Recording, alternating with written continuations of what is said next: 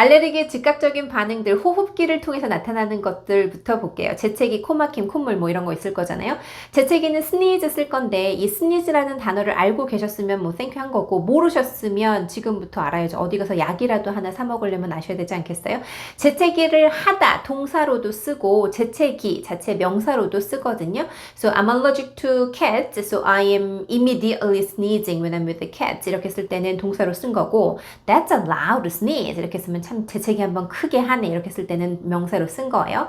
요 sneeze랑 비슷하게 혼돈이 되는 단어들이 좀 있어요. 그 sniffle 혹은 sniff 이런 단어들이 있는데 이런 단어를 동시에 그 사전에 검색을 해보잖아요. 그러면 다 그 훌쩍거리다 이렇게 표현이 되어 있어요. 근데 좀 구분을 하셔야 되는 것이 sniffle 자체는 감기에 걸렸거나 이렇게 콧물이 나거나 매운 걸 먹었거나 이렇게 해서 콧물이 나서 이렇게 하는 거를 sniffle이라고 하고 sniff는 킁킁거리면서 냄새를 맡는 거예요. 좋은 냄새 나는데? 맛있는 냄새. 너 방구 꼈어? 이렇게 킁킁거리면서 냄새를 맡는 걸 스니프라고 해요. 그래서 우리 공항에 가면 왜 그 폭발물이나 아니면 마약 같은 거 탐색하는 탐지견들 있잖아요. 탐지견들을 sniffer dog이라고 표현을 하거든요.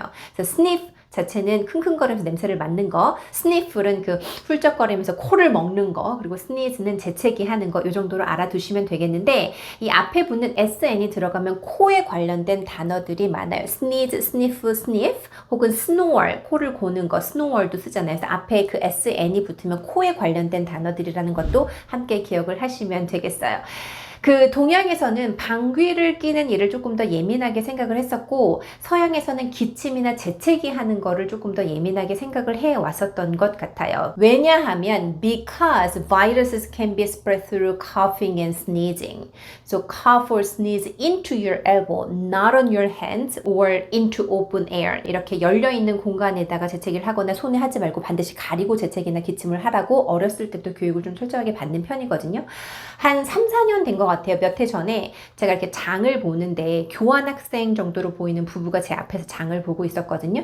근데 그 여자친구가 갑자기 순간적으로 재채기가 나온 거예요. 근데 나름 사람들 없는 곳에 이렇게 피해서 한다고 몸을 돌려서 재채기를 이렇게 했는데 거기가 마침 그 과일, 그 스트로베리 배치스가 이렇게 쌓여 있었던 곳이었고 그 옆에서 그 한 바구니를 이렇게 집어가려고 할머니가 딱 이렇게 움직이고 있는데 그 장면에서 친구가 이렇게 재채기를 한 거예요. 할머니가 너무 언짢아 하시면서 security guard 이렇게 부르더라고요. 불러서 하시는 말씀이 잊혀지지가 않아. She sneezed on all of the strawberry batches here without covering her mouth. I can't take it home. No one should. 이렇게 말씀하시는 거예요. 저희가 재채기했기 때문에 아무도 가져갈 수 없다고 그렇게 말씀을 하시는 거예요. 약간 좀 굉장히 소란스러운 그 씬이 발생이 될 수 있는 상황이었기 때문에 그 시큐리티가 이렇게 불러다가 조용하게 워닝을 주고 퇴장을 시켰거든요. 저는 극단적인 예라고 생각을 했지만 살다 보니 충분히 있을 수 있는 일이라고 생각이 드는 거예요. 좀 특히 재채기 같은 경우는 뭐 내가 통제한다고 통제될 수 있는 건 아니지만 올해는 더 조심을 하셔야 될 것 같은 생각이 들어요.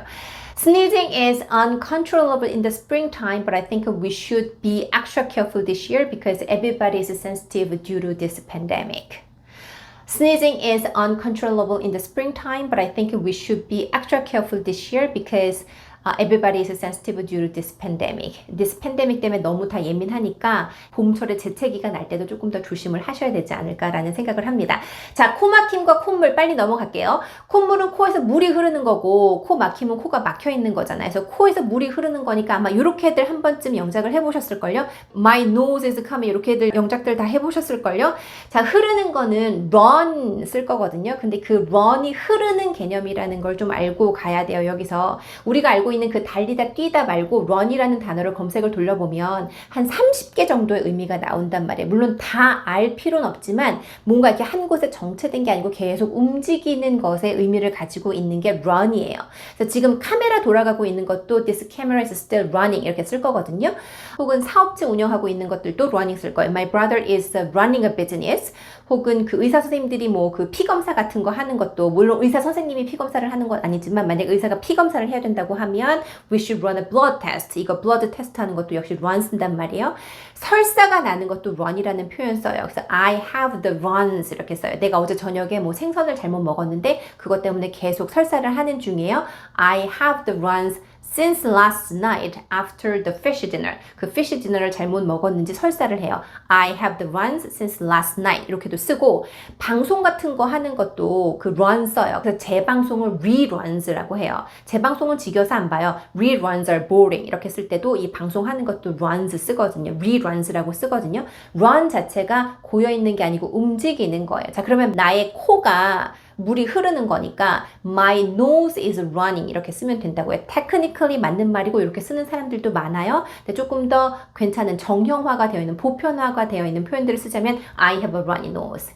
I have a runny nose 이렇게 쓰시면 되고 코 막힘도 마찬가지로 I have a stuffy nose 그 봄이 되면 코가 막히고 이게 참 좀 힘들어요. I have a stuffy nose due to pollen. It bothers me during the springtime. 봄에 좀 이런 것 때문에 힘들어요 라고 쓸 때 I have a stuffy nose 쓰시면 되겠어요. 자, 눈이 충혈이 되기도 해요. 충혈된다는 건 약간 핏발 이렇게 딱 하나 서는 거거든요. 그 핏발 서는 건 shot 쓸 거예요. 그래서 bloodshot. 근데 이 bloodshot하고 뭐하고 구분해야 되냐면 눈병하고 구분하셔야 돼요. 눈병은 pink eyes 쓸 거란 말이에요. I have a pink eyes, you have a pink eyes. 눈병 생긴 건 pink eyes를 쓸 거고 요 눈병은 우리가 알고 있는 뭐 급성 결막염 이런 것들도 다 pink eyes라고 쓰거든요. pink eyes. 저는 그 눈이 좀 예민해요. 그래서 봄이 되면 눈이 제일 먼저 불편해진단 말이에요. So I'm allergic to pollen. It makes my eyes red, puffy, and itchy. 이렇게 돼요. 이게 가렵고 붓고 빨개지고 이래요. I'm allergic to pollen. It makes my eyes red, puffy, and itchy. itchy는 가려운 거예요. 자, itchy 나온 김에 하나 더. itchy는 이렇게 내가 두드러기 같은 거 생기거나 피부나 어떤 부분이 가려운 걸 다 itchy를 쓰거든요. 그래서 만약에 두드러기가 났으면 두드러기는 rash 쓸 거란 말이에요. 그래서 I've got a rash. I feel itchy all over. 그러면 내가 지금 두드러기가 생겨 여기 다 간지러워요. 이런 표현이에요. I've got a rash. I feel itchy all over. 이렇게 쓰는데 이 itchy를 뭐랑 구분을 하셔야 되냐면 간지럼을 태우는 tickle과 구분을 하셔야 돼요. tickle. 기억나시죠? 티클은 자동사도 쓰고 타동사로도 쓸 수 있거든요. 간지럼을 태우기도 하고 간지럼이 피어지기도 하는 거예요.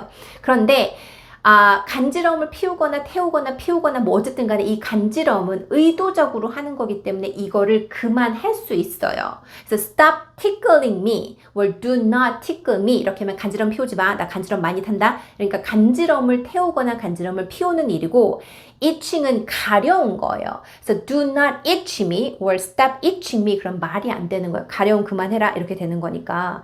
그래서 그렇게는 말이 안 된다는 걸 기억하시고 itch와 tickle 구분하시면 되겠어요. 자, 이렇게 해서 봄철 영어들을 좀 짚어봤어요. 오늘까지 영상이 3개가 올라가게 되는데 그 3개 중에 겹치는 부분들도 있지만 그게 모두 봄철 영어들이기 때문에 이렇게 한 번씩들 다 복습을 하시면 아마 연관되어지는 부분들이 있으실 거예요. 공부를 시작을 하면서 어디부터 해야 되냐고 묻는 친구들이 굉장히 많아요. 이거 어떤 영상부터 봐야 돼요? 어디부터 봐야 돼요? 뭘부터 할까요? 라고 이제 물어보시는 친구들이 굉장히 많은데 영어는 특히 언어 같은 경우에는 어떤 기술과 전략을 가지고 어떤 시작점과 끝낼 부분이 생겨서 막 공부를 하는 것이 아니라 내가 그 언어와 좀 이렇게 놀아주는 시간이 많이 필요해요. 그래서 놀아주는 시간들 충분히 복습하는 시간 가지시고 저는 다음 주에 다시 뵙겠습니다. Take care until I see you back. Bye.